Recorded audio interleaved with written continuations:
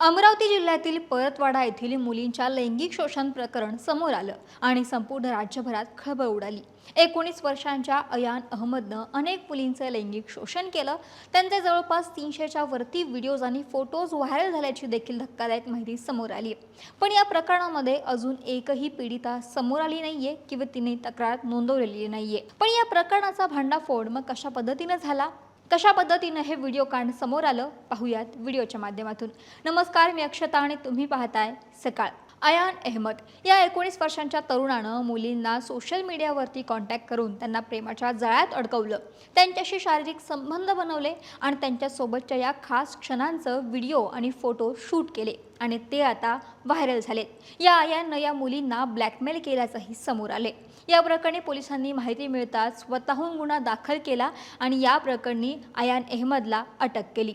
सुरुवातीला 180 मुलींचे 350 video viral झाल्याची माहिती समोर आली। त्यामुळे हे व्हिडिओ कांड एकट्या अयानचं नसून त्यामागे टोळी असल्याचा संशय पोलिसांना होताच। त्यामार्फत तपास केला तेव्हा अयानसोबत आतापर्यंत 6 आरोपींना अटक करण्यात आली आहे। त्याच्यातील उझैर खान, इक्बाल खान, मोहम्मद साद मोहम्मद, साबिर तरबेज खान, तस्लीम खान अशी आरोपींची नावं आहेत। या सगळ्यांनी मिळून मुलींचे व्हिडिओ व्हायरल केल्याचं समोर येते। या प्रकरणात आतापर्यंत 8 पीडित मुलींचे 18 व्हिडिओ आणि 39 फोटो समोर आले आहेत। या प्रकरणाचा तपास अजूनही सुरू आहे। अशातच आता या प्रकरणातील एक अतिशय धक्कादायक आणि चीड आणणारी माहिती समोर आली आहे। ती म्हणजे या सगळ्या व्हिडिओ कांडचा खुलासा कशा पद्धतीने झाला याची। माहितीनुसार आरोपी अयान अहमद आणि त्याचा जिवलग मित्र उझैर खान या दोघांमध्ये कोण जास्त मुली पटवणार आणि मुलींना आपल्या मोहात पाडणार अशी शर्यत दोघांमध्ये लागली। यासाठीच ते मुलींना आपल्या प्रेमाच्या जाळ्यामध्ये अडकवायचे अशी धक्कादायक माहिती समोर आली आहे। शिवाय आपण जास्त मुली पटवल्या आहेत हे आपल्या मित्राला पटावं, त्याला दाखवून द्यावं आणि त्याचा विश्वास बसावा यासाठी आरोपी अयान मुलींच्या लैंगिक शोषणाचे व्हिडिओ बनवून त्याचा मित्र असणाऱ्या उझैर खानला पाठवायचा। या दोघांमध्ये हा प्रकार अनेक दिवसांपासून सुरू होता।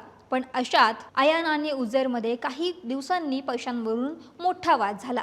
हा वाद इतका टोकाला गेला की संतापलेल्या उझैरनं अयानचे सर्व व्हिडिओ सोशल मीडियावरती व्हायरल करायला सुरुवात केली। लैंगिक अत्याचाराचं प्रकरण उघडकीस आल्याची माहिती समोर आली आहे। ही माहिती पोलिसांपर्यंत पोहोचली, परंतु पीडित एकही तरुणी आतापर्यंत समोर न आल्यानं पोलिसांनी स्वतःहून गुन्हा दाखल केला आणि आरोपींविरुद्ध कारवाई केली।